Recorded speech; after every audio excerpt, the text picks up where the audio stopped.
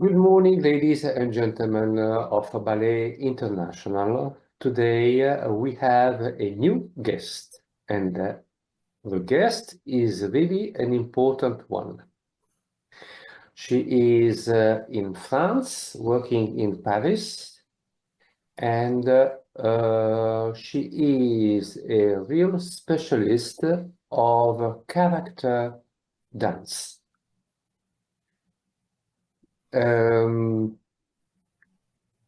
Mesdames, Messieurs, bonjour. Aujourd'hui, nous allons commencer un nouveau interview avec une artiste qui est vraiment incroyable. Elle est vraiment spécialiste dans l'enseignement de la danse de caractère, ce qui n'est pas facile et n'est pas donné à tout le monde. Alors, nous commençons tout de suite. Nous avons comme invitée Madame Nayeda Lougine. Je ne sais pas si je prononce bien le nom. Nadiejda Lougine. Nadiejda Lougine. Lougine. Et donc, excusez-moi parce que moi, avec Je vous en moi, prie. Madame Nadiejda, je peux vous appeler directement Madame Bien Nadiejda? sûr, bien sûr, bien Oui. sûr. Avec plaisir. Alors, je pose les mêmes questions que je fais à tous les artistes des interviews. À quel âge vous avez débuté et commencé la danse? Alors, j'ai commencé la danse quand j'ai pu la commencer, c'est-à-dire à 6 ans, mais j'aurais voulu la commencer avant. Seulement à l'époque, mon père était militaire et on habitait en Algérie et c'était la guerre là-bas, donc il n'y avait pas de cours de danse. Mais dès qu'on est rentré en France, j'ai pu rejoindre le cours de danse de la commune dans laquelle mes parents avaient acheté une maison. Et comment étaient les débuts? Est-ce que vous avez fait une Ah, audition? C'était à l'opéra ou bien c'était dans une non, école? c'était vraiment dans ma commune, une petite commune, Oui. un professeur qui s'appelait Madame Mignolet. Et je me souviens très très bien parce que c'était dans un gymnase et ma mère devait m'apporter mes chaussons au dernier moment. Je ne sais plus pourquoi, donc j'attendais avec impatience mes chaussons. Et je la revois arriver avec mes chaussons, ils étaient blancs à l'époque avec des petits lacets. Je la revois arriver avec ses chaussons. Je me suis, à 2 minutes du début du cours, je me suis jetée sur les chaussons. Je suis partie me mettre à la barre, ce qui m'a valu le soir quand même une punition parce que je n'avais pas dit merci. Aïe. Voilà. Alors la pâte que vous voyez, c'est la pâte de Froufrou, ma chatte, qui est toujours en train de se mêler des conversations. Euh, alors, Soufou, est très curieux comme ça, hein. Elle est très curieuse, c'est une personne très curieuse, très affectueuse. Et alors, comment était votre premier cours de danse? Est-ce que vous vous rappelez votre professeur? Quel impact vous avez eu avec le professeur, avec le reste des élèves? Est-ce que vous étiez émotionné? Alors je ne me souviens pas vraiment du premier cours. En revanche, je me souviens vraiment bien de mon professeur Oui. que j'ai suivi pendant plus de 10 ans. Et aussi, je me souviens très bien de mes camarades parce que toutes mes camarades que j'ai pu garder encore en vue, enfin des liens avec elles, sont encore mes amies, notamment Armelle, qui était ma voisine de bar, que j'ai retrouvée il y a seulement un an, mais qui, voilà, qui partageait avec moi ces moments de plaisir dans les cours de danse. Et voilà. Et Madame Niolet, j'ai eu la grande chance de croire qu'elle était décédée. Et enfin, la grande chance de croire qu'elle était décédée, c'est pas une grande chance, mais je pensais qu'elle était décédée. Et un jour, une de ses amies du cours de danse, Oui. c'était aussi il y a à peu près un an et demi, m'appelle en disant, tu sais, demain, on enterre Madame Niolet. Elle était très vieille. Et Ah, j'ai pu aller à son enterrement alors que je pensais qu'elle avait disparu depuis des années oui. et je la recherchais partout. Et là, j'ai pu retrouver sa famille et j'étais heureuse de l'accompagner. Et ça, à son ami, j'ai dit, mais vous savez, je l'ai cherché partout. Et là, son ami m'a dit, mais elle a jamais osé vous déranger mais elle est venue à tous vos spectacles. Elle était là aux démonstrations de l'école de danse quand vous étiez à l'opéra. Elle a absolument tout vu, elle a tout suivi et n'a jamais osé venir vous dire bonjour. Oh, C'est une histoire incroyable. oh, Oui, mais je suis heureuse de savoir qu'elle ne m'avait pas oubliée. Je suis heureuse d'avoir été là au dernier moment quand j'ai pu l'accompagner dans sa dernière demeure. et donner un dernier au revoir. Et merci, un grand merci. Un À- grand merci. Je sais que ce n'était pas un grand maître, mais elle m'a donné ce goût de la spontanéité, de garder la spontanéité de la danse. Ce n'était pas un professeur qui enfermait avec la technique. Oui, oui, elle vous a laissé, disons, dans un certain sens libre de pouvoir Oui, vous épanouir. voilà. Oui, Puis elle m'a appris tout le vocabulaire de la danse. Quand je suis sortie de ces cours, j'avais une connaissance du mhm, corpus des pas relativement oui. Oui, parce correcte. que tout est en français, donc il y a tout le vocabulaire Oui, tout à intense, fait, hein, tout à oui. fait, tout à fait. Et comment elle était comme professeur, comment elle expliquait, comment est-ce que, parce qu'il y a différents professeurs, il y a celui qui vous explique les choses très fermement, il y a d'autres qui sont beaucoup plus patients, on dirait qu'ils sont plus patients, ils ont envie d'expliquer les choses dans les détails. Alors, elle n'était pas tellement dans le détail. Hmm. Elle n'était pas vraiment dans le détail. Elle montrait, on gardait la barre plusieurs semaines, Oui, et elle montrait beaucoup.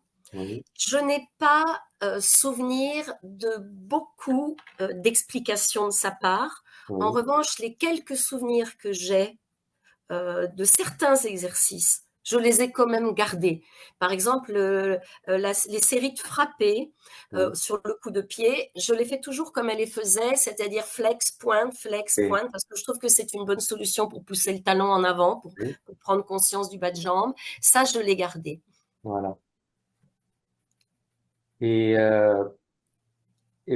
pendant toutes ces années-là, après quand vous avez quitté, vous n'avez pas essayé de vous remettre en contact avec Madame Yollet? Si, si, si. Oui, C'est-à-dire qu'en fait, ce qui s'est passé, c'est, vous savez, dans les communes, c'est souvent compliqué. En fait, on lui a supprimé la salle. Elle oui. n'avait plus de salle. Donc, moi, Vous ne pouvez plus on lui a enseigner alors. elle ne pouvait plus enseigner. Oui. Donc, elle a trouvé une autre salle dans une autre ville, Ah, voilà. plus près de chez elle.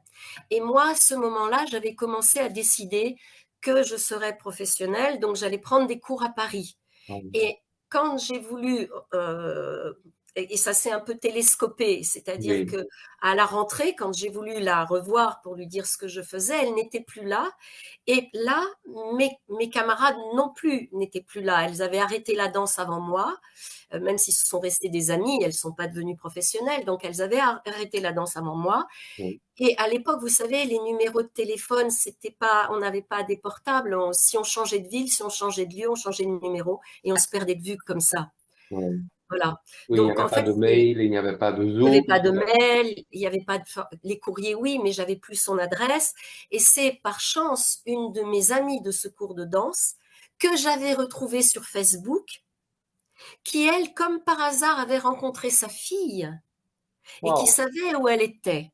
Et c'est comme ça que j'ai pu savoir qu'elle venait de décéder et que son enterrement, elle m'a dit, son enterrement est demain. C'était un vendredi.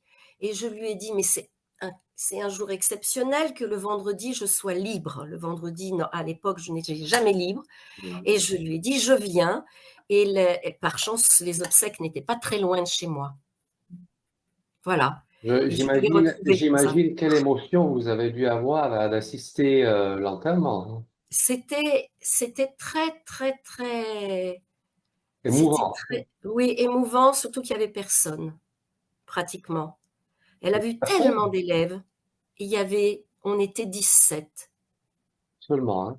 Oui. Et la famille était fâchée. Donc, c'était sur chacun d'un côté, ils étaient séparés, chacun d'un côté de l'église, de la salle de cérémonie.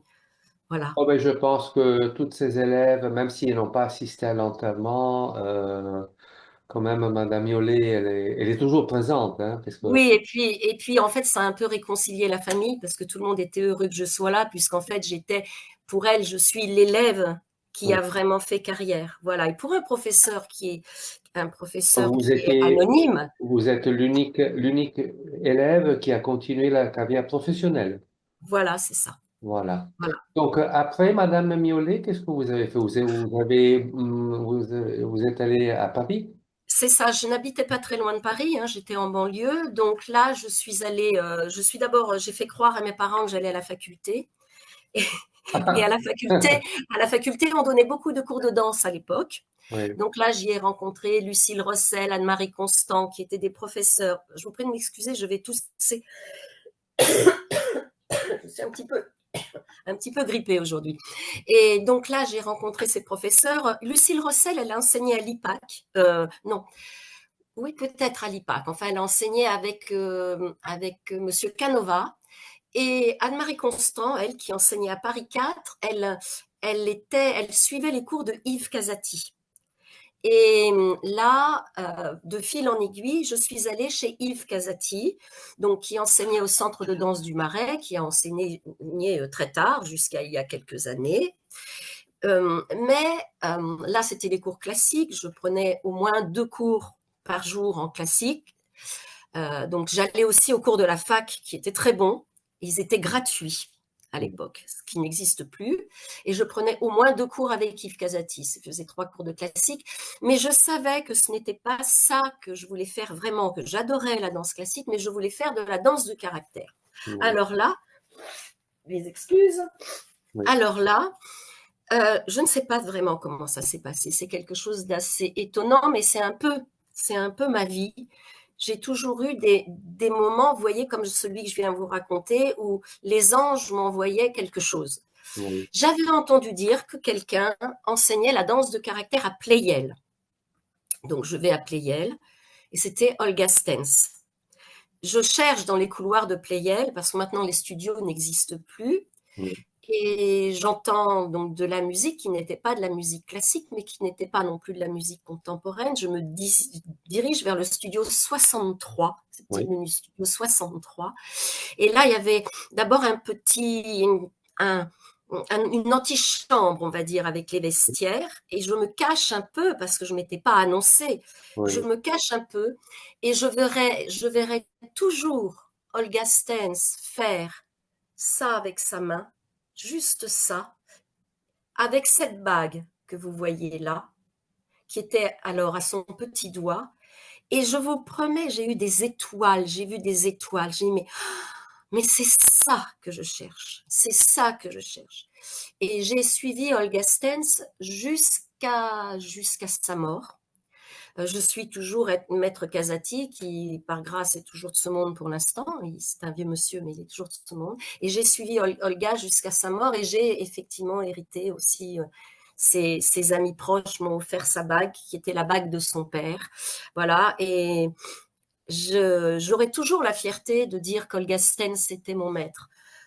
Alors, pour parler d'eux, Yves Casati était l'élève de Nora Kiss, donc un grand maître de l'époque, et il le suivait les cours, je pense que c'était au studio Wacker à l'époque, ça devait être ça. C'est un maître qui est très, très, très technique, Oui. extrêmement technique. C'est quelqu'un qui a absolument tout compris, sans vraiment avoir travaillé l'anatomie. Il a une intelligence du mouvement exceptionnelle. Et pour moi, qui n'avais pas des dons exceptionnels, ça a été très précieux parce que j'ai vraiment pu comprendre quels étaient les moteurs des mouvements. Oui. Mais me manquait un peu l'artistique et ce Oui. que j'avais vraiment envie de faire. Et ça, avec Olga, je l'ai eu. Avec Olga Stens, je l'ai eu. Alors, Olga Stens, elle était l'élève de Marie Wigman d'un côté, de Nicolas Zverev pour la partie classique, Marie Wigman pour la partie contemporaine, donc de Nicolas Zverev et de Mila Cyrul également, qui était également une disciple d'Isadora Duncan. En fait, Olga Stens, elle voulait être danseuse moderne. Oui. C'était une amie de Jacqueline Robinson, Oui. mais à l'époque, la danse moderne, ça ne marchait pas du tout en France. Hein. On était là, je vous parle des années 60. Oui. Donc, pour gagner sa vie. C'était pas un style en vogue. Non, c'était pas du tout connu encore. Oui, C'était pas encore du tout connu. Donc, pour gagner sa vie, parce que, en fait, son père, donc cette bague-là, vous voyez, il y a les armoiries de son oui, père, qui était je la mets comme ça, voilà, qui était un noble russe. oui. C'était un noble russe. Ah, je vais essayer de vous la mettre, voilà. Wow. Euh, voilà. Et son père était un noble et sa mère était allée comme préceptrice en Russie. Mais ils avaient fui la révolution. Donc, arrivés à Paris, Olga et sa mère n'avaient pas beaucoup d'argent. Donc, Olga, elle a donné des cours. De ce que j'ai compris, parce qu'elle n'a pas beaucoup parlé de sa vie, mais de ce que j'ai compris, elle a donné des cours. Et pour que ça marche, elle a donné des cours de danse de caractère, parce que les cours de danse de caractère, à l'époque, fonctionnaient mieux que les cours contemporains. Enfin, modernes, pardon, parce qu'on Oui. ne parlait pas de contemporains. Donc, elle donnait ces cours-là, ce qui lui permettait donc de gagner sa vie. Mais comme elle voulait être danseuse moderne, elle a intégré à sa technique beaucoup de choses de Marie Wigman, notamment les schwung, hein, tout ce qui était toutes les respirations, les Oui. 8 et des choses comme ça. Alors, alors elle, en revanche, elle expliquait rien. C'était terrible. Elle vous regardait puis elle faisait oh non, ou alors ah oui, mais jamais on savait pourquoi. En revanche, c'était une très grande artiste. Mais alors, C'était comment vous faisiez pour suivre les cours si elle ne vous expliquait pas les mouvements? tout simplement parce qu'on faisait toujours la même chose.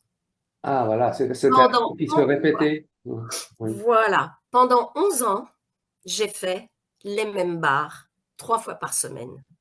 Oui. Et les danses, elle avait des variations Oui. et elle disait à son pianiste, elle avait toujours sa cigarette, alors cette bague à sa main droite, sa cigarette qui était toujours avec la cendre qui était en train de fumer, puis elle faisait Monsieur Gamay, s'il vous plaît, danse russe. Ou après, Monsieur Gamay, s'il vous plaît, danse tartare. Et les anciennes connaissaient, donc les nouvelles suivaient. Oui. Après avoir été une nouvelle, j'ai été ancienne. Et donc, on répétait toujours la même chose. Et de temps en temps, elle donnait des indications extrêmement précieuses, mais surtout, en fait, sur la qualité du mouvement, Oui. pas sur la façon dont on exécutait le pas. Oui. Donc, c'était un Voilà. perfectionnement du mouvement à chaque cours, quoi. À chaque cours, Oui. voilà, à chaque cours. Et après, elle vous disait, ah, aujourd'hui, vous avez bien dansé. Parce Oui. que pour elle, vraiment, la classe, c'était c'était de la danse. Et ces classes avaient la particularité de durer 2 heures. Et moi, elle m'a beaucoup aidée parce que à cette période-là, j'avais très, très, très, très peu d'argent. Oui. Et souvent, elle oubliait de me réclamer le prix de la classe, bien qu'elle, elle n'était pas très riche. Mais j'ai appris, anecdote, qu'elle n'était pas très riche, mais qu'elle avait gardé de la Russie une pendule qu'elle avait ramenée avec elle et sa mère. Et un jour où elles avaient vraiment pas d'argent, la pendule est tombée en panne. Donc elles ont ouvert la pendule et dans la pendule, il y avait des pièces d'or, des louis d'or ou des Wow. pièces d'or. Oui, voilà. Ça, c'est une histoire qu'elle a racontée. Alors après, elle racontait qu'elle était arrivée en France comme Cléopâtre roulée dans un tapis.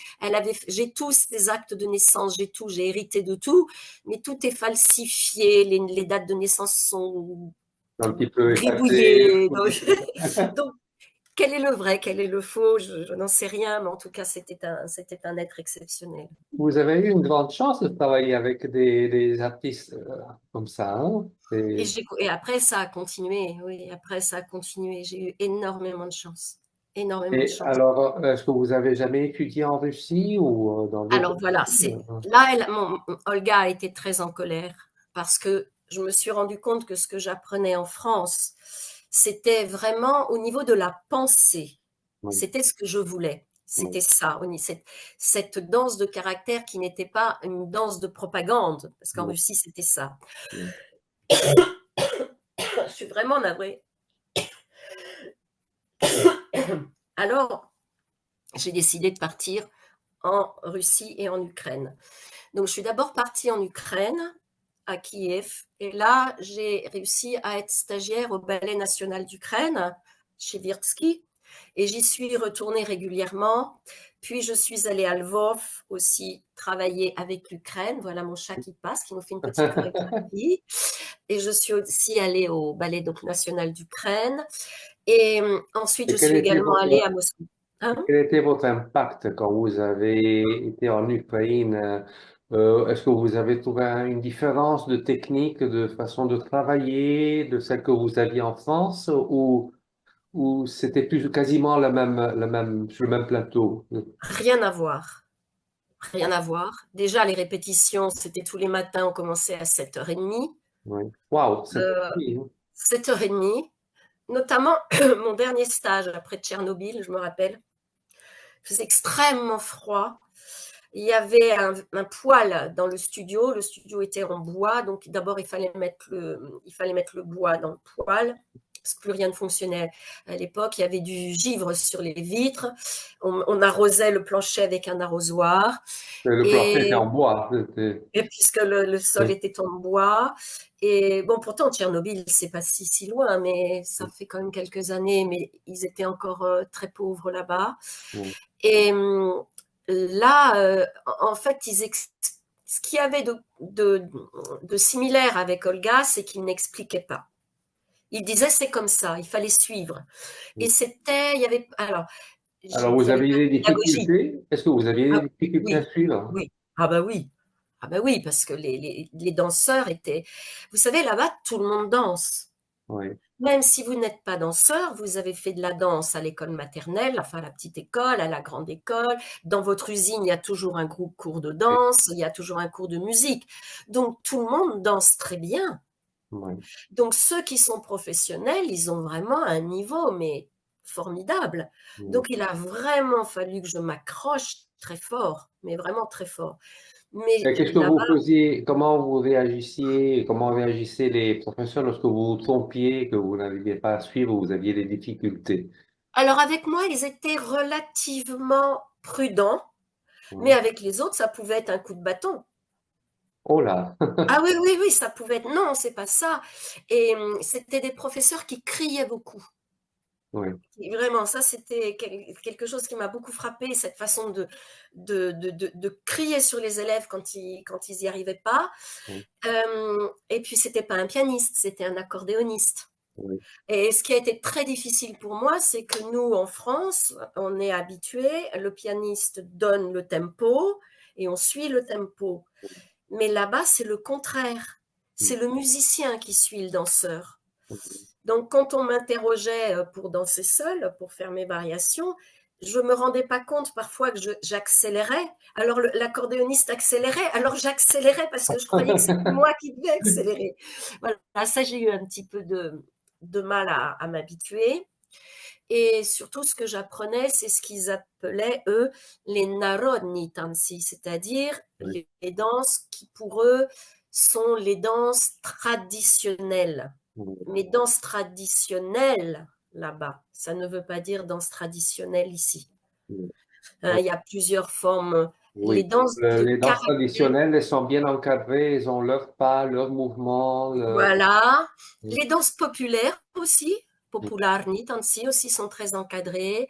Et après, il y a les danses de caractère. Oui, Euh, c'est assez compliqué de bien comprendre. Je fais un travail là-dessus. C'est assez compliqué de bien comprendre parce que c'est pas du tout la même façon de oui, penser.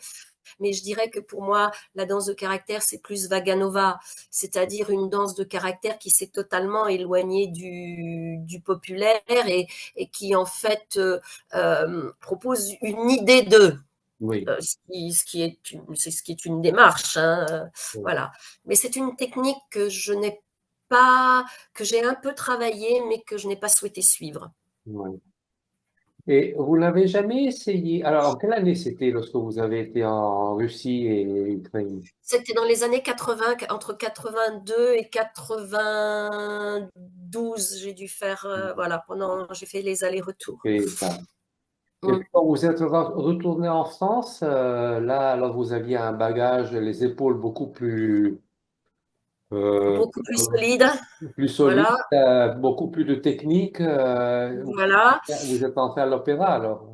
Non, ça s'est pas comme, passé comme ça. En fait, ce qui s'est passé d'abord, c'est que moi, mes parents ne voulaient pas que je danse. Pourquoi? Ils m'avaient dit, on te payera toutes les études que tu veux, Oui. mais pas la danse. Donc, quand j'ai eu l'âge, quand j'ai été majeure, il fallait que je gagne ma vie. Oui. Donc, j'ai donné des cours et je répétais ce que disait Madame Niolet dans mes cours, mais des petits cours, hein, des petits Oui. cours dans. Voilà. Et au fur et à mesure, donc quand je revenais à chaque fois, j'avais un petit peu plus d'expérience. Et un jour, dans une MJC, une maison des jeunesses et de la culture, il y avait un beau studio. Je vais voir le directeur et je dis, est-ce que vous auriez besoin d'un professeur de danse? Ah, mais justement, on en cherche un. Et ça, c'est la chance. Justement, on en cherche un. J'allais envoyer l'annonce. Et il m'a dit, vous faites ce que vous voulez. Vous enseignez ce que vous voulez. Ça a été un cadeau d'or. Voilà, donc j'ai enseigné la danse classique, bien sûr, j'ai enseigné la danse de caractère et je continuais à prendre des cours à la fac. Vous savez, cette fac Oui, qui oui, était, oui. Oui. je retournais à chaque fois que je revenais en Russie, j'allais à la fac. Et je prenais les cours d'Anne-Marie Constant, qui était aussi l'élève d'Isette Casati. Et un jour, Anne-Marie Constant me dit, mais écoute, tu voudrais pas enseigner la danse de caractère à la fac? Mais Bon. je dis, mais avec plaisir. Donc là, j'ai commencé à enseigner la danse de caractère à la fac. Et donc là, c'était formidable parce qu'en fait, j'étais dans la salle d'escrime. Hmm. Ce qui, en fait, étaient les premières salles de danse en France. C'était des salles d'escrime. Donc, j'ai pu comprendre un peu comment la danse française avait pu évoluer avec Oui. ces longueurs de salles. Et là, à la fac, il y avait un autre professeur de danse qui était professeur de jazz, lui. Alors, j'ai suivi ses cours, j'aimais pas ça beaucoup, pas beaucoup ça, le Oui. jazz. Mais je me disais, il faut que je sache aussi. Donc, je Oui. faisais du jazz avec lui. C'était Jean-Claude Serre. Hmm. Et Jean-Claude Serre me dit, écoute, je vais créer un diplôme de danse pour pouvoir faire en sorte que les danseurs aient vraiment un diplôme. À l'époque, les diplômes de danse n'existaient pas. Oui. Il me dit, ça sera à Voilà, Clignancourt. justement, je voulais arriver à ça, mais Voilà. on va en parler après, par la suite. Après, voilà. Donc, j'arrive à Clignancourt où il y avait ce diplôme de danse. On en parlera après. Et avant moi, il y avait Gilbert Meyer qui donnait les cours de Ah, Gilles classique. Meyer, oui. Voilà. Et quand à l'opéra, ils se sont retrouvés sans leur professeur de danse de caractère, Gilbert Meyer a dit à Claude Bessy, écoutez, vous devriez voir cette dame. Il a donné mon nom à Claude Bessy. Claude Bessy, non, sa secrétaire, c'était madame, son nom m'échappe à l'instant, ça me reviendra. Sa secrétaire m'appelle et elle me dit, on voudrait vous auditionner. Donc à l'époque, j'avais déjà aussi d'autres contrats, j'enseignais aussi à l'école de danse du Quand Ballet même, du c'est Nord, toujours une etc. grande émotion, hein, d'être Voilà. auditionné à l'Opéra de Paris. Alors j'ai auditionné à l'opéra. Je sais que nous avons été 8. Il paraît, parce que je ne les ai pas vus, Vous et avez je ne sais pas où vous auditionné avez comme été 8. professeur. Comme professeur, c'est-à-dire que je Voilà. devais donner un cours. Je devais donner un cours. Donc j'ai donné un cours. Je me rappelle, il y avait Eleonora Abagnato dans ce cours que j'ai donné. Je me souviens bien. Et j'ai donné ce cours. Et j'ai pas eu de nouvelles. Pendant, je sais pas, un mois et demi, pas de nouvelles. Bon, ben, je me suis dit, Tant pis. voilà, Oui. tant pis. Et un jour, j'ai un coup de fil de la secrétaire de Claude Bessy, madame, je ne retrouve toujours pas son nom, et elle me dit, qu'est-ce que c'est votre numéro de sécurité sociale? Je dis, pardon? Bah oui, c'est vous qui êtes prise. Voilà. Et là, j'ai enseigné à l'opéra. Elle vous a happé d'un coup. Bon. Bah, elle m'appelle pour me demander mon numéro de sécurité sociale. Mais moi, je savais pas pourquoi enfin, elle me dit c'est Madame Intel. Quel est votre numéro de sécurité sociale? Pas je suis. Vous a même pas Voilà. demandé votre nom tout de suite. Mais elle le savait. Oui. Elle le savait puisque j'avais été auditionnée. Voilà. Quel a été votre impact? Vous avez été prise de joie ou vous étiez un petit peu Ah, j'étais choquée? folle de joie. J'étais folle de joie, mais j'étais terrorisée. Terrorisée. Oui, bah, quand même, c'était. Enseigner à l'opéra, normalement, quand on enseigne à l'opéra, c'est parce qu'on a été danseur à l'opéra. Oui. Hein, Mais les là, vous n'étiez professeurs pas danseuse à l'opéra, donc voilà, moi, j'avais pas été danseuse à l'opéra. oui. Voilà, voilà. Donc, Et comment a été votre bon. impact alors quand vous avez commencé à enseigner? Est-ce qu'on vous acceptait ou on vous regardait un petit peu de travers, de loin? Oh, cette dame ne fait pas partie de l'opéra, elle vient enseigner. Est-ce qu'il y avait des doutes? Il y avait, ou bien on vous acceptait depuis le début avec grande joie? Écoutez, comme je m'en fichais totalement de ce qu'on pouvait penser, je me suis pas rendu compte. En tout cas, si jamais il y a eu des gens qui ont eu cette attitude, en tout cas, je me souviens bien de Christiane Vlassy, qui était adorable, de Marie-Josée Redon, qui était adorable, de surtout les pianistes, voilà, parce qu'on partage, de Madame Cavalin, qui était la femme de Gilbert Meyer, de Gilbert, bien évidemment, qui a été adorable. Non, on partageait la même loge, enfin la même loge. Moi, je venais quand même pas si souvent, mais euh, je venais pas tous les jours comme eux. Mais non, je me suis pas sentie mise de côté du tout. Oui. Pas sentie mise de côté du Alors, tout. finalement, vous avez connu Madame Claude Bessy. Bien, oui, oui. Alors, comment était cet impact quand vous avez vu Madame Claude Bessy pour la première fois devant vous? Comment est-ce qu'elle vous a parlé? Qu'est-ce qu'elle vous a dit? Euh, parce que Moi, Madame Claude Bessy, personnellement, c'est une femme qui a une grande poigne et qui a vraiment un caractère mm, mm, très, très mm, fort. Et soit sur les élèves que avec les professeurs, avec le team des oui, professeurs. Donc, oui, oui. Euh, comment vous dire? Pour moi, j'ai tout de suite eu, je ne l'ai pratiquement jamais vue que en tête à tête, parce qu'elle me recevait pour me dire telle ou telle chose. J'ai toujours eu une très grande sympathie pour cette femme. Elle était extrêmement directe, mais oui. au moins c'était clair. Elle vous Et disait les ça, choses claires. Oui. c'était clair. Euh, une fois, ça m'est arrivé sur ma première année. Bon, sur ma première année, on devait préparer les portes ouvertes. Et en même temps, je travaillais avec Ariane Nouchkine au Théâtre du Soleil. Et en même temps, je montais des chorégraphies au Théâtre des Champs-Élysées Oui. avec René Jacobs. J'avais ces trois choses qui tombaient en même temps. Comme je travaillais au Théâtre des Champs-Élysées comme chorégraphe, j'avais mon nom en gros sur les colonnes Maurice à Paris. Et j'étais vraiment un peu. J'étais très déstabilisée. J'étais pas habituée à ça. Oui. Et Claude Bessy vient voir la répétition des portes ouvertes. Et franchement, le cours que j'ai donné n'était pas bon. À ce moment-là, il n'était pas bon. Elle me convoque dans son bureau. Elle était en colère et elle me passe un savon, mais vraiment. Et là, je lui dis, écoutez, mademoiselle Bessy, moi je l'appelais mademoiselle. Oui. C'est une habitude de l'Opéra de Paris d'appeler Oui, les mais je lui avais demandé demoiselles. ce qu'elle préférait, elle m'avait dit, je m'en fiche. Mais moi, je l'appelais mademoiselle. Je lui dis, écoutez, mademoiselle, vous avez complètement raison. Mais voilà, je suis sur le théâtre des Champs-Élysées en même temps, je suis en même temps sur les Atrides avec Ariane Nouchkine. Excusez-moi, mais je me sens très déstabilisée, je n'y arrive pas en ce moment. S'il vous plaît, laissez-moi 15 jours et je vous promets, dans 15 jours, ça ira.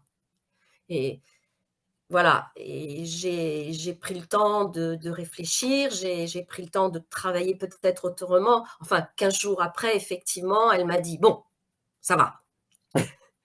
Voilà. Mais c'est des moments de carrière qui sont extrêmement difficiles quand on est jeune Oui. et quand on passe tout d'un coup de l'ombre à la lumière. Puis après, on passe très facilement de la lumière à l'ombre, hein, ça, Oui. faut pas rêver. Donc, c'était assez compliqué. Voilà.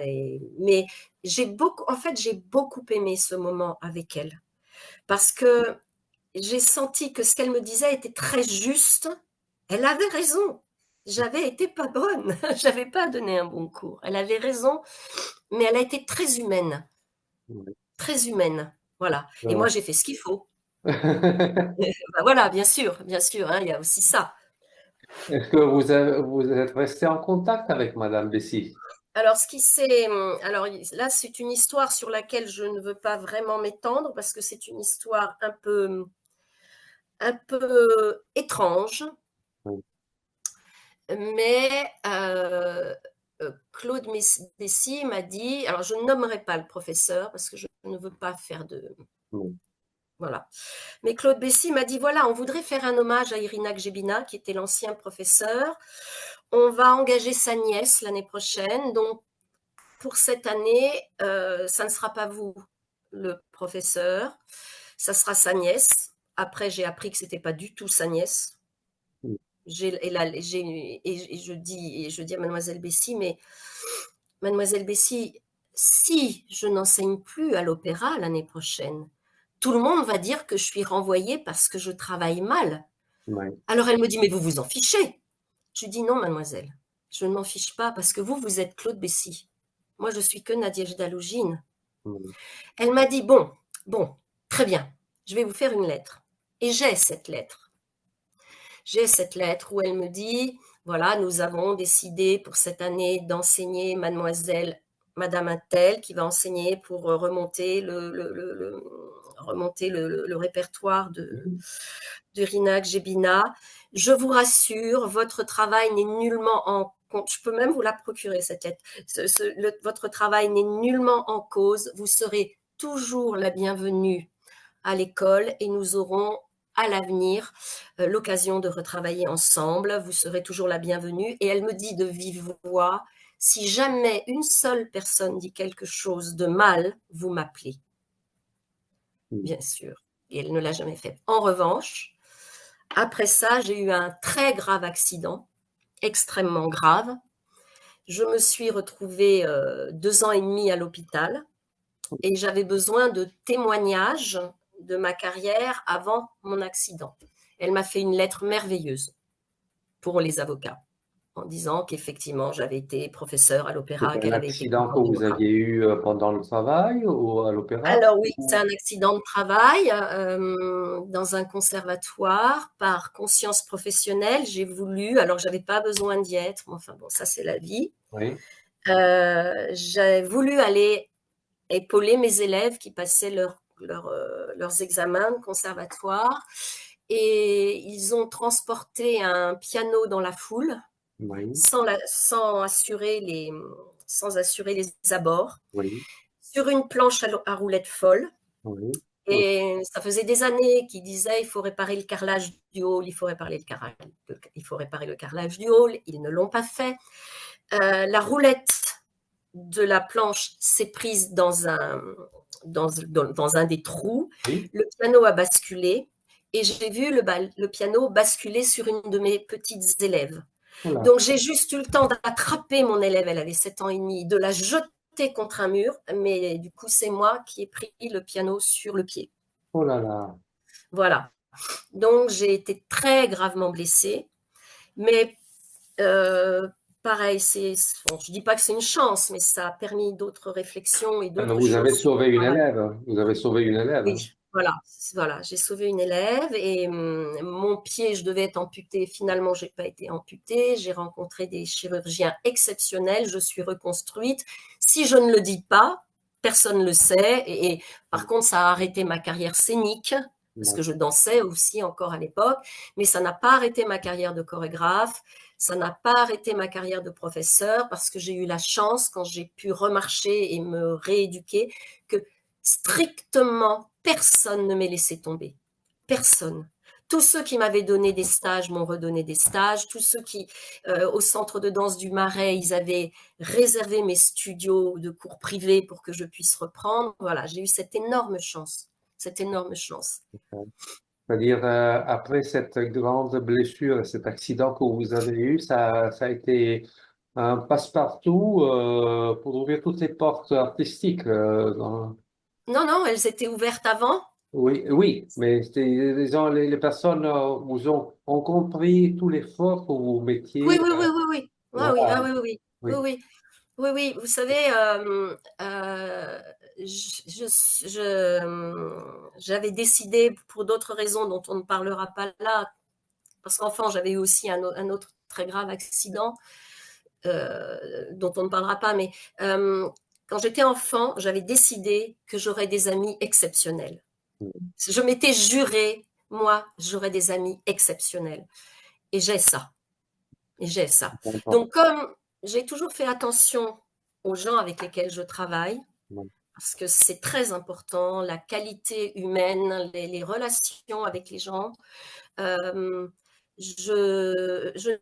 finalement, j'ai pu reprendre, alors pas tout le monde, pas tout de suite, bien sûr, mais j'ai pu reprendre mon travail, j'ai pu reprendre tout ça.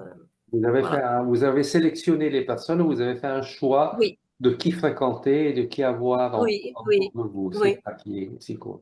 oui, oui, Alors, pour retourner au diplôme d'État, oui, à l'époque où le diplôme d'État n'existait pas, oui, n'importe qui pouvait, enfin pas n'importe qui, quand enseigner. même des personnes qui avaient quand même un certain bagage artistique sur les épaules, qui avaient eu une expérience dans un théâtre, dans une bonne école, une bonne académie, pouvaient, je dis pas le mot improviser, mais commencer à enseigner avec l'expérience qu'ils avaient eue. Oui, ou pas, parce qu'il y avait Voilà. des gens qui n'en avaient presque pas, Oui, oui, ou c'est pas. ça. Alors, ce qui aujourd'hui, c'est le contraire. Aujourd'hui, tout est basé par un diplôme. Si on n'a pas ce diplôme, on ne peut pas enseigner. Mais beaucoup le font. Beaucoup le font. Mais quand même, je trouve que ça dépend des cas. Parce que Absolument, on ne peut pas exiger à tout le monde de remettre en cause tous le bagage artistique qu'ils ont eu dans leur carrière. Il y a est devenu danseur étoile, qui est devenu a travaillé dans différents théâtres, dans différentes compagnies. De recommencer à étudier comme un petit élève pour avoir un diplôme d'État et pour pouvoir enseigner. absolument. Alors, il faut mettre en valeur l'expérience de la personne. Il faut considérer cette expérience. Tout à fait, tout à fait. On ne peut pas dire, bon, non, mais on oublie cette expérience, maintenant tu recommences à étudier tout, le syllabus de la danse, la barre, comment tu enseignes, premier cours, deuxième cours, troisième cours, et remettre tout en cause pour un petit diplôme d'État qui vous dit, vous pouvez enseigner, Apte. vous êtes apte à l'enseignement. Ça, je trouve que c'est un petit peu absurde. Oui, alors il y a plusieurs choses qui sont absurdes et comme vous dites, ça dépend des cas. Ça dépend du cas, oui. Oui, ça dépend des cas, pardon, et ça dépend des circonstances. Oui. Euh, il y a un gros avantage à avoir comme professeur quelqu'un qui a une expérience de la scène et qui a fait plein de choses et qui sait ce que c'est que d'enseigner à des gens pas doués. Oui. Et, bon, et moi, j'ai eu la chance d'enseigner à des gens très doués à l'opéra et je peux vous assurer que c'est beaucoup plus facile d'enseigner à des gens très doués, Ben oui, évidemment. parce que leur physique est déjà prêt, ils ont Ils déjà sont la prêts, technique. ils Oui, sont placés, voilà, ils sont travailleurs. Voilà. Et avoir comme professeur quelqu'un qui n'a comme bagage que des cours qu'on lui a donnés et qui n'a pas d'expérience, ça peut aussi être un problème.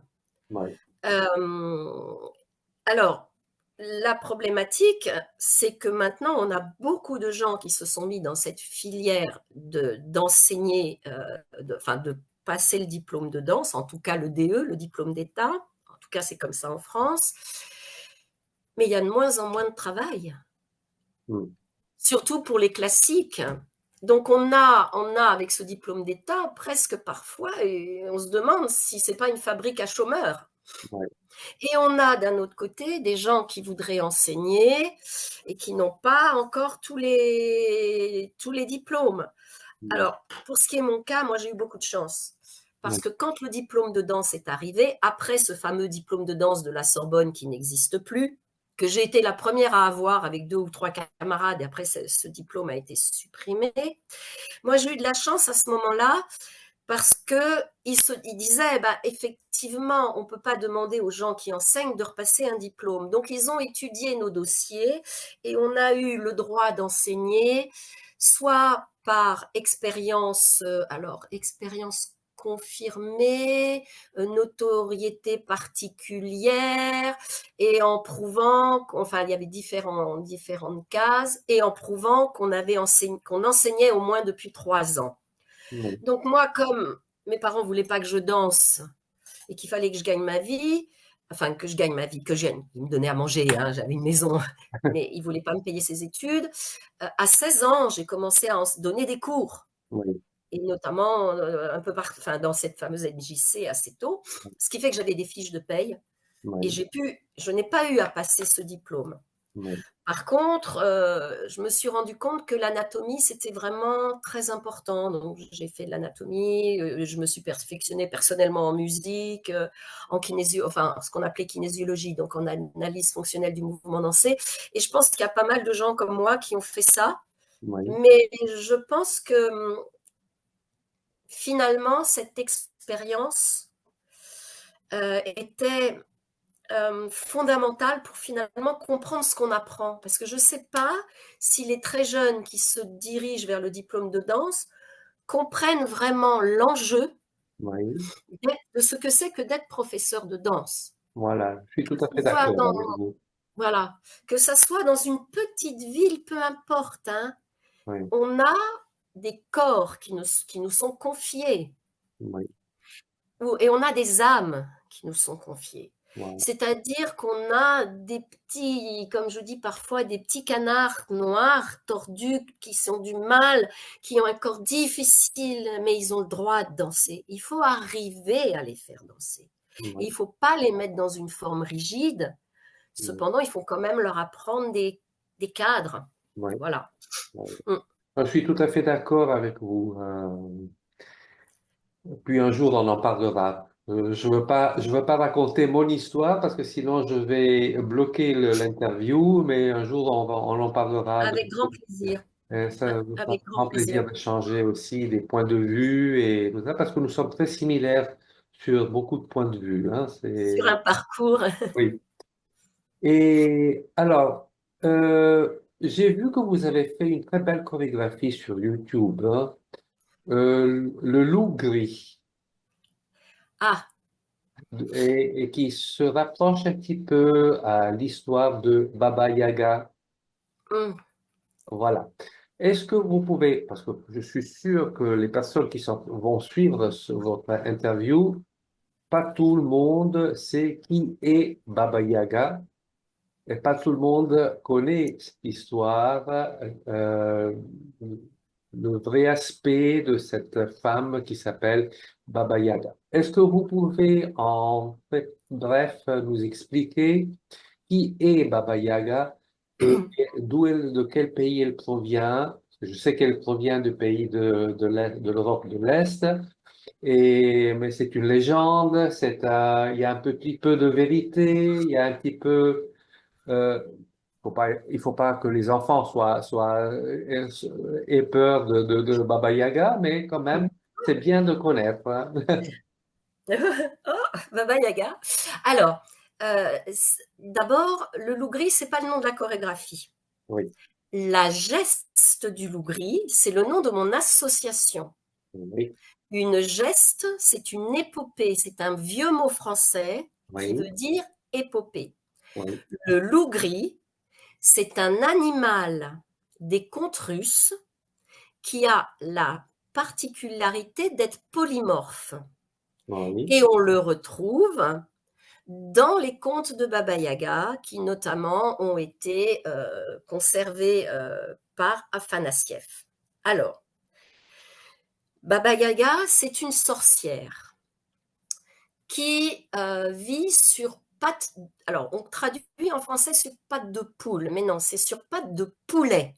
oui, C'est un peu différent, c'est pas une. oui, Et Vous Donc, savez, elle avait sa maison qui était suspendue sur, sur des pattes voilà, de poulet. sur Oui, une ou, alors parfois une, parfois deux. oui, Euh, D'abord, je vais vous dire pourquoi je me suis intéressée à ce personnage, parce qu'il y avait le loup gris dedans.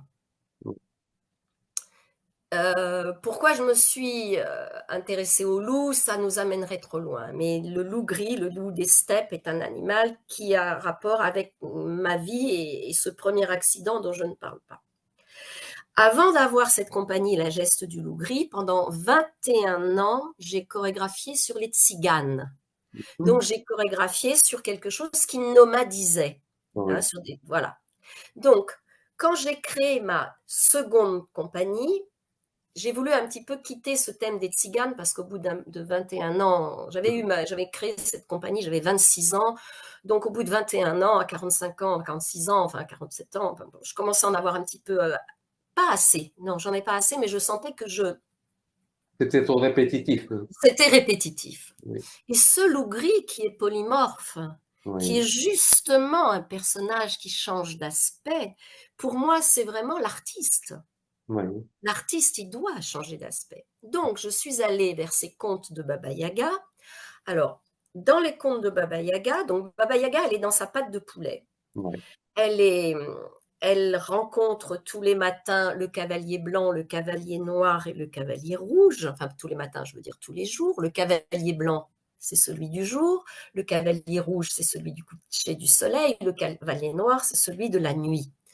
Et le héros, lui, il a des aventures à, c'est un héros, donc c'est comme les chevaliers de la table ronde. Il doit aller chercher un trésor, il doit vaincre un monstre, il doit défendre la princesse.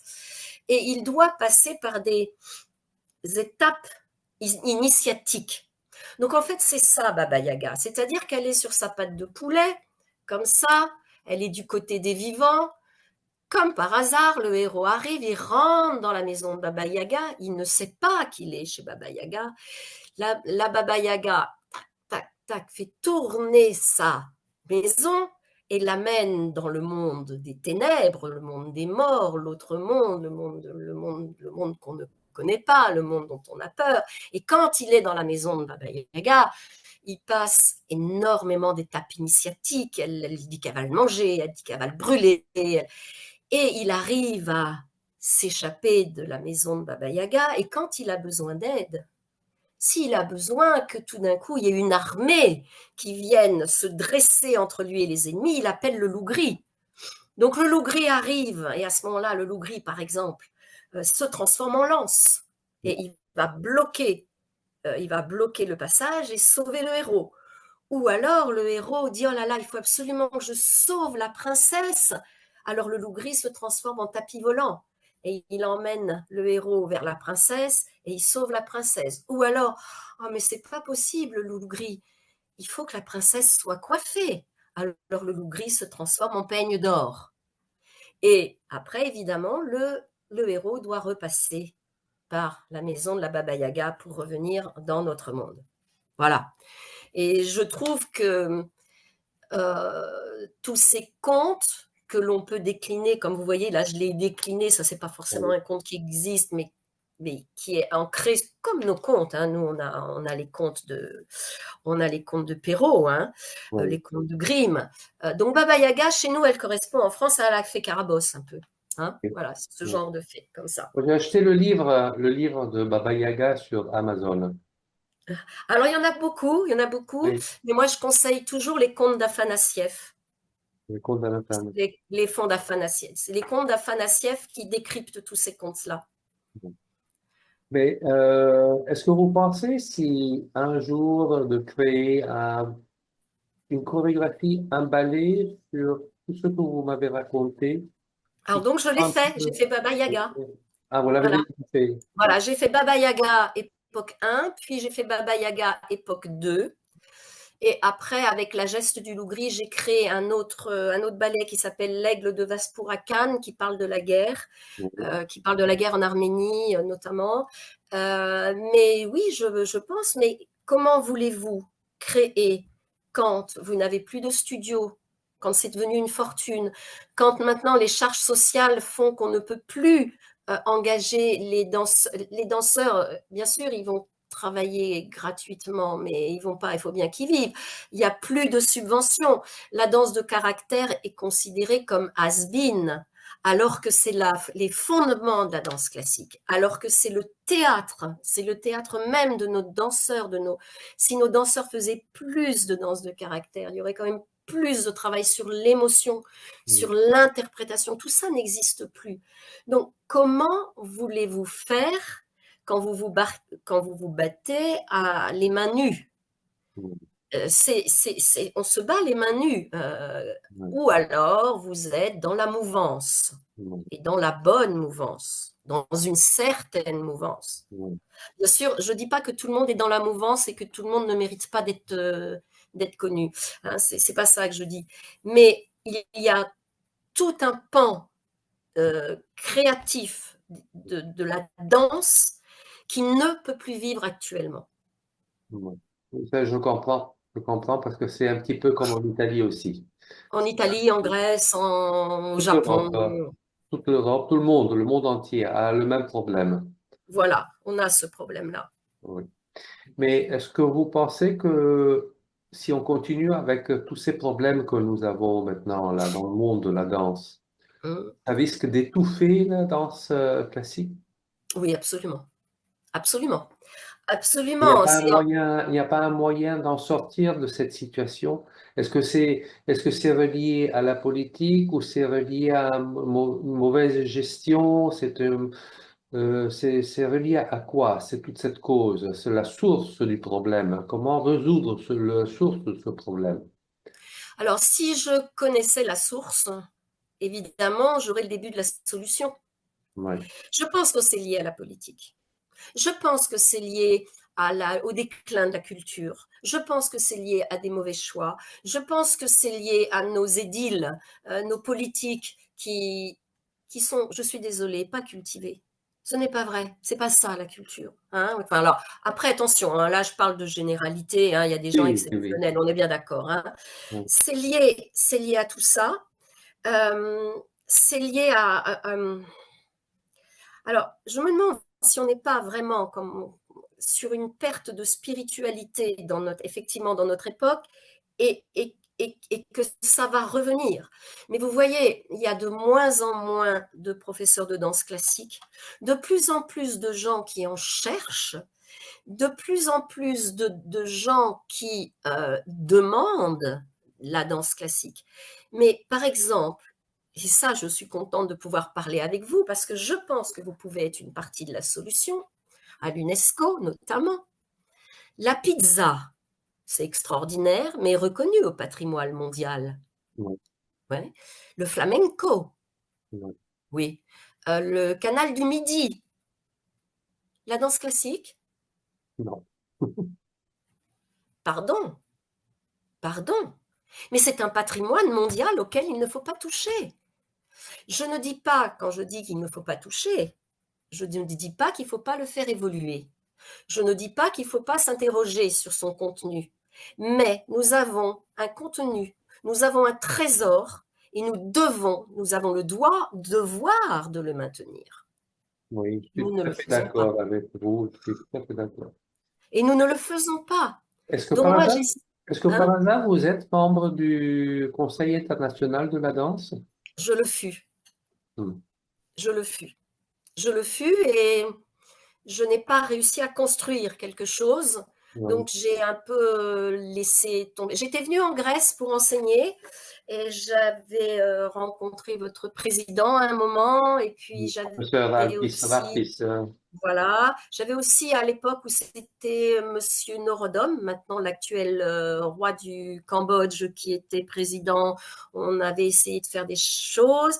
J'étais venue enseigner en Grèce chez un des professeurs grecs qui est toujours resté, avec lequel je suis toujours restée en lien. Et j'avais même donné un stage dans les locaux de Dora Stratou Ouais. par l'UNESCO. Mais voilà, comment vraiment, après, je crois qu'il y a eu la comtesse de Caulaincourt, Françoise de Caulaincourt, qui a été présidente. Mais vraiment, concrètement, avancer là-dessus, je n'ai pas trouvé comment faire avec l'UNESCO. Donc j'ai laissé, Vous avez abandonné, j'ai quoi. beaucoup travaillé. Ben, je suis ce que fait l'UNESCO, bien sûr, parce qu'il y a des gens, il y a des choses très intéressantes, mais je ne peux pas consacrer mon temps à des causes, à des causes gracieuses seulement, parce que il faut que j'ai des danseurs, et mes danseurs, il faut que je les fasse vivre, ou alors il faut vraiment défendre une cause qui va avoir un but. Et pour moi, ce serait un but, ça, que Oui, la danse classique, il faut combattre pour préserver la danse classique. bien sûr, Parce bien sûr, parce que sinon, d'ici une décade, maximum deux, ça va complètement disparaître. et Et la danse de caractère, la danse et de la caractère. danse de caractère. Oui, parce qu'un Mais est relié à l'autre. Tout est relié à la danse classique. alors, tout est lié à la danse de caractère. Oui. Ça, on est plus au début, hein, et puis, Et- enfin, on est au début par les danses populaires, danse classique, bien sûr, puis ensuite danse de caractère. oui, Et on est frères et sœurs de sang. Enfin, oui, et là, je trouve que ce qui se passe, c'est dramatique. Notre ministre de la Culture actuelle, Madame Rachida Dati, a quand même dit que la culture française, c'était le rap l'autre fois. Mais oui, je n'ai rien contre le rap. Bien évidemment que notre société évolue. Bien évidemment qu'il y a une autre façon, les corps évoluent, la façon de faire évoluer la danse. Mais la danse, nous avons, en France, pardon, nous avons au tout départ appris à danser au monde. C'est parti de Louis XIV. Après, il y a eu la magnifique école italienne, magnifique école russe, magnifique école cubaine, voilà. Mais on a appris à danser au monde. Et que nous, on ne le maintienne pas, ça me révolte. Ça me révolte, ça me met très en colère, pour tout vous dire. et c'est la même situation en Italie aussi, parce que la danse Mm. avait commencé aussi en Italie, Mm. passé en France. Et ces deux pays qui sont vraiment la clé de l'art, de la danse, aujourd'hui sont en crise. Voilà, avec la Russie, hein. Alors la Russie, c'est un peu différent, mais Ah, la Russie, la Russie tient encore le coup, disons, voilà, c'est au sommet voilà. de l'iceberg, hein. C'est au sommet Oui, de mais l'iceberg. ça tient le coup parce que ça a toujours été ancré dans la culture vraiment, et ça a aussi été un outil de propagande, hein. Il faut Oui, aussi, et mais ça a été un outil qui a aussi permis de tenir les sociétés. Ça n'a pas été que ça, bien évidemment, mais ça a aussi été ça. oui. Tout le monde danse là-bas. Moi, Oui, j'adore aller donc là-bas à cause de ça. il n'y aura jamais de crise parce que tout le monde danse. Tout le monde danse, mais moi je vais régulièrement dans le Caucase, en Arménie, qui a été liée Oui, à la Russie, en Géorgie, qui ont été ces pays, parce que je continue à aller là-bas à étudier, hein, je continue à emmener des élèves et tout oui. ça, faire des échanges. Euh, le samedi soir, tout le monde danse. On sort les instruments de musique et on danse dans la rue, on danse dans les cafés, on danse sur la place. J'ai plein de vidéos comme ça où on voit, on C'est tout danse à fait le contraire de l'Europe chez nous. de l'Ouest, parce que le samedi, les jeunes ne dansent pas. Non, non, Et, oui, oui, ils ont des danses, mais bon, oui, bon, ils vont à la discothèque pour se défouler un petit peu, voilà, bien sûr. pour danser des danses modernes. Je vais bien contre les danses modernes, c'est très beau, moi aussi j'en fais, j'adore ça, mais c'est pas comme dans les pays de l'Europe de l'Est où c'est vraiment dans l'âme, la La, danse la est dans l'âme. communication, la communication a un peu sauté. Euh, les danses qu'ils font en boîte, pour moi, ce ne sont pas des danses modernes, ce sont Oui, des danses de masse. de masse, oui. Hein, la danse moderne, c'est quelque chose aussi. La danse contemporaine, c'est quelque chose Oui, aussi. La danse de masse, c'est autre chose. C'est une danse à la mode et la mode est vouée à être démodée. oui, oui. La Et danse classique, en principe, ça n'est pas démodé. alors, pour retourner à l'Opéra de Paris, Oui, avec Claude Becky, vous aviez enseigné à l'école de l'opéra, à l'école. donc c'était pas Nanterre. Si, c'était Ah, Nanterre. Nanterre, Oui, Nanterre, oui, voilà, c'était Nanterre. Nanterre. Donc vous êtes passé directement au nouveau studio de Nanterre. Voilà, j'étais directement au nouveau studio de Nanterre. Voilà. Et donc, une autre question, comment est-ce que vous avez connu les ballets du Nord? Ah, oh là, comment j'ai connu les ballets du Nord? Il y avait Alfonso Cata qui était directeur Oui, artistique. alors, alors là, exactement, là, il faudrait que je recherche dans mes souvenirs, mais en tout cas, ce qui s'est passé, c'est, je sais qu'ils cherchaient à l'époque, la danse de caractère faisait encore beaucoup partie Oui, de l'enseignement de la danse, oui, et on avait confié à Pascal Minamborier la direction de l'école. oui, Donc je pense que c'est ça. Il m'a demandé de venir enseigner au Ballet du Nord.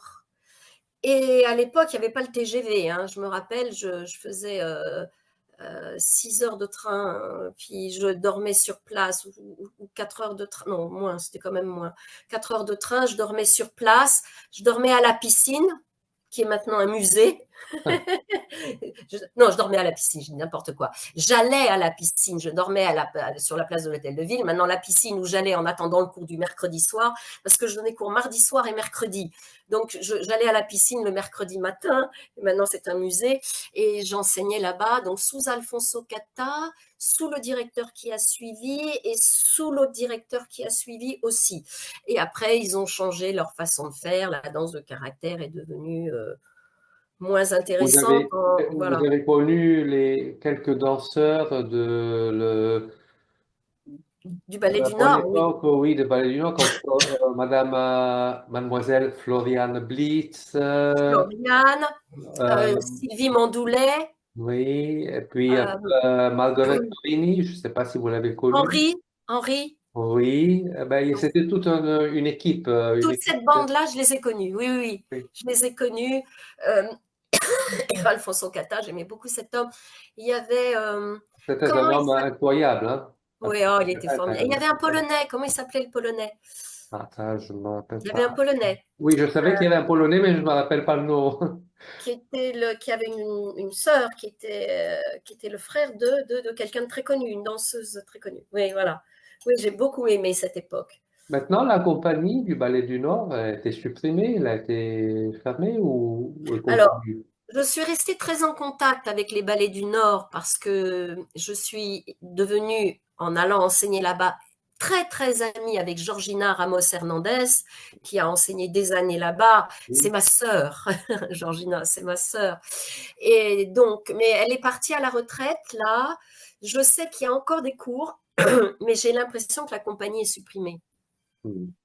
Il n'y aurait pas la chance de pouvoir recréer quelque chose pour au moins stimuler la jeunesse, redonner l'envie de vivre à ces jeunes danseurs qui veulent s'exhiber sur scène, à avoir une expérience, à développer cette expérience comme on l'avait nous de notre Mais c'est génération. formidable, oui, oui. Redonner cette joie, Cette joie, oui, la danse, redonner la danse. c'est, c'est, Mais c'est- ça sera que contemporain, hein. Ça ne sera que contemporain, hein. Il reste oui. presque plus de compagnie classique, hein.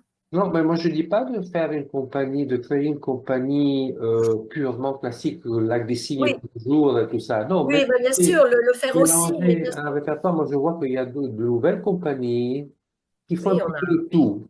oh, Ils ont un répertoire qui oui, qui est embrasse large. un petit peu Malandin, tout, par oui. exemple. Malandin. Et c'est de créer ça. C'est ça que la jeunesse a besoin d'aujourd'hui. Parce que aussi, si on fait tout le temps Casse-Noisette, Lac des Cygnes, Gisèle, Bien sûr, on est Ophélia, d'accord. ça casse les pieds à la fin. Oui, bien sûr, mais il faut aussi les maintenir, ces ballets. Il Oui, faut il faut aussi, le c'est tenir, la mais de charge de temps en l'opéra, temps, de normalement. temps en temps, de temps en temps, les faire sortir du répertoire. Oui, Parce que bien si on sûr. le fait tous les jours, le public Ah bah aussi non. va dire, oh ben non, j'en ai marre de ces ballets classiques, j'ai pas envie d'aller. Aussi aujourd'hui, le monde a changé de style de vie. Le monde Oui, ne peut plus se permettre d'aller dans les grands théâtres, acheter des billets au théâtre de l'opéra. Parce que oui. ça coûte très cher. Quand vous avez Alors, à la oui Scala, et non. Pardon, oui et non. On peut avoir des billets pas chers, mais bon, oui, je vous ai coupé. À la Scala, oui. à la Scala, par exemple, pour acheter un billet dans- pour voir un ballet, ça va de 300 euros jusqu'à 600 euros et même plus. Qui peut se payer un billet au théâtre de la Scala? Alors chez nous, c'est un peu moins cher. On peut avoir des billets un peu moins chers. Là, j'emmène mes élèves voir La Belle au bois dormant. Oui. En billet de groupe, c'est 60 € la place. Mais c'est quand même un prix quand on est une famille. Ben oui, ben C'est oui. un... Non, Là, mais en fait, il y a un budget familial qu'il faut respecter. voilà, qui est Pas tout le monde impacté. peut aller au théâtre.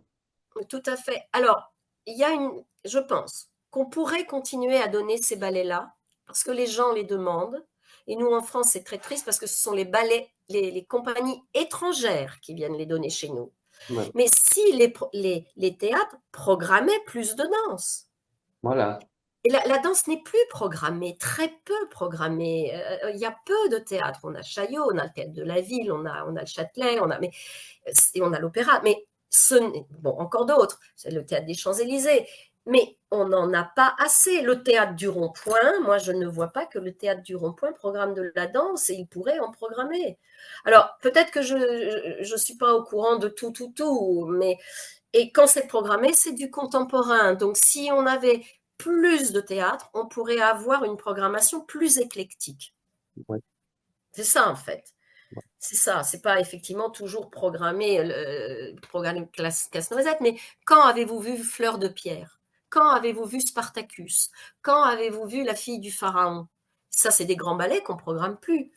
Vous Non. voyez, ou peu, ou peu. Qui ont disparu, qui ont quasiment, en Europe, ça a disparu.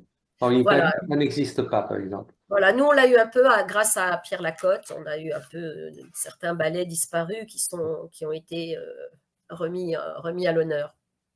Vous avez jamais travaillé avec Franchetti? Non, non, non, je n'ai jamais travaillé avec Franchetti. Non, moi je suis restée très Casati, Bruce Merrill, Claire Motte. Oui. Euh, je, je ne me sentais tellement nourrie par Yves Casati. Oui. Après, j'ai travaillé avec d'autres professeurs en stage, hein, Oui. mais avec aussi, paix à son âme, avec Andrei Glegowski, j'ai travaillé avec lui aussi, qui vient de nous quitter. Mais Franchetti, non, non, non, non, j'ai pas travaillé avec lui. Oui. Alors, quel serait votre rêve, votre futur rêve, votre futur projet pour la danse, pour vous consacrer à la jeunesse? Alors, je voudrais bien avoir mon école. Je Hmm. voudrais bien avoir mon école parce que là, j'ai une école de danse qui est à Pantin. Donc, c'est contre Paris, hein. Je peux aller à pied à la Cité de la musique de la Villette. Euh, mais je loue des studios dans un centre. Oui. Et ce centre a besoin de vivre. Oui. Donc, comme il a besoin de vivre, il loue à d'autres. Oui. Et entre autres, il y a quelques écoles, quelques formations qui sont totalement à l'opposé de nos façons de faire dans la discipline, dans la façon de se comporter. Bon, que ce soit d'autres techniques, ça, c'est pas un problème, il faut. Mais dans l'idéal de la danse, on est très opposés. Donc, parfois, je souffre beaucoup de voir des danseurs qui sortent de cours et qui vont tout de suite fumer ou manger une pizza, qui ne s'étirent jamais, que je vois pas lire sur la danse, que je vois pas chercher les équilibres. Bon, voilà. Ça c'est valable pour toutes les formes de danse, hein. Pour la danse contemporaine aussi, il faut beaucoup travailler. Pour la danse des claquettes, il faut beaucoup travailler. Donc, je suis un peu, je me sens pas très bien, mais j'ai déjà 175 élèves. Oui. Non, quand même, Donc, bon. Ouais. voilà, et c'est des jeunes enfants. C'est-à-dire que, enfin, à partir des jeunes enfants. J'en ai quelques-uns très doués, mais j'ai le tout venant, c'est des gens qui ont envie de danser, qui se construisent avec la danse. Oui. Donc, je voudrais avoir mon école, Oui. mon lieu, avec mon bureau et mon petit clic-clac si je veux dormir le soir, rester à l'école, avec un lieu pour recevoir les parents et avec deux studios, ce serait magnifique, et les heures libres, les louer pour pouvoir rentabiliser un peu, Oui. les louer à des gens avec lesquels je serais en communauté d'âme Voilà. et qui pourraient, on pourrait faire des prix bas, des prix abordables, parce que maintenant, tous les studios de danse sont quand même loués, mine de rien, les directeurs de studios de danse sont obligés d'être des commerçants. Oui. Et moi, ils sont obligés. L'électricité, les charges sociales, voilà, ils sont obligés d'être des Il commerçants. y a beaucoup de dépenses dans un studio. C'est très lourd, c'est très lourd, c'est très lourd et ça s'améliore pas. Et en plus, avec le Covid, ben, il y a plein de charges à rattraper. Et moi, j'aimerais vraiment, j'aimerais pouvoir avoir un lieu comme ça où je ne serais pas commerçante Oui. et pour avoir, bon, et donc avoir l'enseignement, la compagnie et le partage avec d'autres. Voilà, et un studio suffisamment grand au moins pour faire des work in progress, Oui. si c'était possible, au moins. Et donc, en fait, j'aimerais avoir, comme ça, j'aurais un peu de pouvoir. J'aime pas le pouvoir particulièrement, mais Non, je mais c'est voudrais pas avoir, le pouvoir dans le mauvais sens, c'est le pouvoir voilà, le dans pouvoir, de voilà, la création, de de créer la quelque création chose. est propositionnelle. Oui, C'est-à-dire qu'on puisse pas ignorer que ça existe, quoi. oui. Si un Je jour vous voudrais ça. réussissez, je serai prêt à collaborer avec vous, si vous le voulez. Et là, j'ai demandé à tout le monde de prier tous les anges. Il y a des anges qui sont inoccupés, on peut leur demander de s'y mettre. Vous avez eu tellement de bons professeurs Oui. dans le passé, qui maintenant n'existent plus, ils sont tous morts. Non, Casatier est toujours vivant. Oui, non, mais enfin, je parle de Madame Miolet, de tous ces... Voilà, Voilà. Olga. Ce sont des âmes qui vont prier pour vous et qui vont vous aider à réussir certaines choses. Oui, ça, je sais. Elles m'ont déjà aidé. Voilà. Elles m'ont Donc, déjà aidé. il y a toujours les âmes des défunts qui assistent et qui regardent Je crois et qui ça. lisent votre pensée. Je crois ça. Oui, Je moi crois. aussi. Je le sais. Je le sais. Et vous allez réussir. Je suis sûr que vous allez réussir parce que vous êtes une artiste, vous êtes une femme qui a de la poigne, qui a de caractère, qui a aussi une grande expérience. Donc, il faut mettre en valeur cette expérience. Un demi-siècle maintenant, hein. Pratiquement un demi-siècle. Moi, j'ai dépassé le demi-siècle. Bah déjà, ça fait. De temps en temps, c'est ce que je dis à mes élèves, hein. Je leur dis, bon, allez, des Mais fois, moi, je pense que lorsqu'on est jeune, dans l'âme, dans la tête, on tient le physique aussi jeune que l'âme. oui, je pense aussi. Oui, bien sûr. Bien sûr. Hein, C'est parce les que autres qui nous voient peut-être plus vieux, mais nous, non. oui. Mm. D'ailleurs, moi, il y a quelques jours, j'étais au consulat pour retirer mon passeport, parce que chaque 10 ans, il faut renouveler le passeport français. Alors, il y a 10 ans, j'avais ma photo qui avait tous les cheveux, j'avais tous les cheveux. Ah bon, moi, j'ai décidé de me raser la tête parce que je commençais à perdre un petit peu, j'étais comme un vieux paillasson. Alors, j'ai dit, je fais tout. Aussi, ça a été un accident parce que j'avais utilisé ces petits rasoirs chinois. Ces appareils chinois, alors, pour couper les cheveux.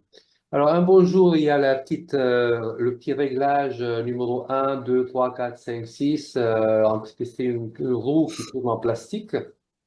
Et bon, je passe et zoom, ça m'a coupé, ça m'avait fait une ligne vide. J'étais comme le jardin quand on utilise une tondeuse à gazon qui Mon fait Dieu. une ligne vide. Voilà, ma tête était exactement comme ça.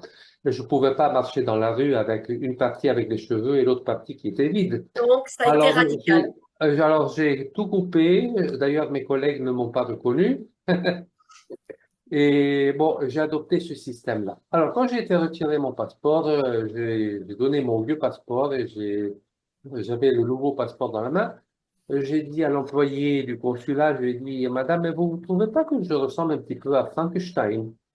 Euh, Alors, elle regarde les deux photos, me dit, oui, effectivement, vous n'avez pas tellement tort, il y a une petite ressemblance. Ah, sympathique. Elle a été très honnête, elle était très honnête. Alors, Madame Nadei, là, Nadiejda. oui, Ça veut dire espérance, hein, Nadiejda. Ça veut dire espérance en russe. espérance, oui, Oui, oui. Donc, Esperanza, vous oui. parlez le russe un petit peu. Oui, un peu, mais mal. Mal, hein, parce que je pense Mal. que c'est la Pas prononciation. comme je voudrais. J'arrive à vivre là-bas, à m'exprimer, à communiquer sans problème, mais si je veux avoir une conversation pointue, je préfère être traduite. D'ailleurs, je donne des conférences à Moscou en visio. Oui, et mais je fais vous, c'est-à-dire traduire. vous arrivez à vous exprimer, quoi. Oui, j'arrive, mais quand je donne mes conférences, je les donne en français et j'ai une Ah, traductrice. voilà. Quand je les donne à Moscou, là, je vais en redonner une à des étudiants là-bas. Mm. Alors, nous sommes arrivés à la fin de notre interview. Moi, C'était un plaisir. moi, j'aimerais continuer parce qu'il y a tellement de choses à apprendre de chez vous. C'est gentil. Euh, vous êtes un puits une source une fontaine c'est comme le dictionnaire Larousse. Vous avez un bagage artistique qui est incroyable. Et on pourrait rester des heures à vous écouter. Je vois que Merci. vous avez tellement de livres derrière vous. Je suis sûr que ça doit tout Alors là, venir ce ne sont pas des dedans. livres. Là, ce sont des CD. Mes livres sont en bas. Et Ah, j'ai effectivement une très, très, très grosse bibliothèque. J'ai 750 ouvrages sur la danse, dont des originaux comme le Novaire, le Compan. Voilà. ne vous débarrassez jamais de ces Non, livres, jamais. hein, parce Non, que non. c'est un patrimoine que vous J'ai avez. un patrimoine parce que je les ai en toutes les langues, en plus. Voilà. Alors gardez-le précieusement Oui, parce que ça vaut. là, j'ai les disques ici. Voilà, mais gardez-le précieusement et les Oui, disques et les vidéocassettes et tout parce que tout. c'est un. Vous voyez, si un jour vous réussissez votre projet d'ouvrir votre école, Il y aura la bibliothèque. matériel que vous avez sera très utile. Bien sûr, bien sûr, Hein? bien sûr. Alors, Madame Nadéida, je vous remercie infiniment, Merci beaucoup à vous. surtout pour votre patience, parce que nous avons eu beaucoup de difficultés au début à nous connecter, mais nous Je m'y sommes arrivés attendais. quand même. Je m'y attendais, la technique, c'est ça. Voilà. Et je remercie aussi le public d'avoir écouté Madame Naïda et vraiment un interview incroyable. Merci. J'espère que tout le monde vraiment sera intéressé de le réécouter une deuxième fois, parce qu'on a parlé de tellement de choses qu'il faut réécouter l'interview. Alors, je C'était vais un grand clôturer. plaisir pour moi. Un grand Moi, ça a plaisir été un aussi. grand honneur de vous connaître, et parce que vous savez, le but de ces interviews, c'est justement de faire connaître les artistes. Parce que là, vous avez, disons, vous avez donné une image de vos capacités, de vous-même, hein, que peut-être pas tout le monde connaît. Alors, moi, je vais vous envoyer le lien de YouTube parce que cette interview sera sur, hein, toujours si vous Oui, acceptez, naturellement. Je oui. vais le De charger, partager? le partager sur YouTube et que vous pouvez D'accord. aussi envoyer le lien à tous vos élèves, à vos ex-élèves, vos amis que vous avez connus chez vos Chez, professeurs. chez Mnouchkine aussi, oui. Puis chez Mnouchkine, Hein. parce que j'ai beaucoup travaillé Voilà. avec le théâtre, on n'en a pas Voilà, parlé, mais j'ai et beaucoup vous travaillé avec le l'envoyez dans tous les pays de l'Est les personnes que vous connaissez, donc vous le partagez avec toutes ces personnes, théâtre. et, et voilà. Et ça, c'est l'idée du ballet international. Le ballet international, C'est c'est une très belle justement de idée. faire connaître hein, les personnes qui ont de la valeur. Aujourd'hui, ce qui manque, c'est la valeur dans la danse. Mais je- Alors moi, j'ai encore un rêve que je voudrais qu'il soit réalisé. Et vite, vite, vite, vite. Je voudrais aller en Italie. Ah, Je suis seulement allée à Trieste et à Ventimille. Je rêve d'aller en Italie. Voilà. mais comme pour travailler ou pour visiter? Les deux.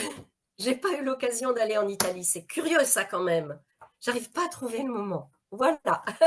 Ça, Eh, c'est un rêve. vous avez le directeur artistique du Théâtre San Carlo, qui est français, Eh ben voilà.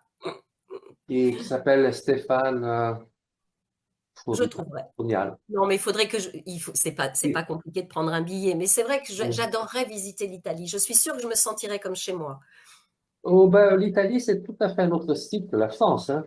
Oui, j'imagine. Oui, Ah, ce qu'il faut faire attention, c'est d'avoir une bonne ceinture pour les pantalons parce que on a tendance à manger bien. On se laisse un petit peu aller dans le style de la vie, les glaces, les pizzas, les babas au rhum et toutes ces choses. Donc, on a tendance à oublier un petit peu la danse et ah, d'accord. de se laisser aller. Mais Alors, je viendrai pour travailler. il faut travailler, voilà. Voilà. Et vous êtes toujours la bienvenue. Si un jour vous voulez visiter Rome, je suis prêt à vous à faire de guide. Ça, c'est sûr. Merci beaucoup. Hein? Merci beaucoup. Voilà. Et ben, Alors, merci aussi à ceux qui auront écouté cette interview et j'étais ravie de vous rencontrer. C'était un plaisir. quel est le message, dernier message, quel est le Oui. dernier message que vous donnez à la jeunesse, aux jeunes de la danse Ah, aujourd'hui, aux jeunes de la danse. 2024-2025? Alors, il faut beaucoup rêver. Et rêver parce que les rêves, ça se réalise, si vraiment on les rêve fort. Ceux qui réussissent, ce sont ceux qui ont le plus rêvé et qui ont été le plus tenaces, le plus travailleurs, ceux sur lesquels on a pu compter, ceux qui sont là, qui sont toujours prêts à apprendre.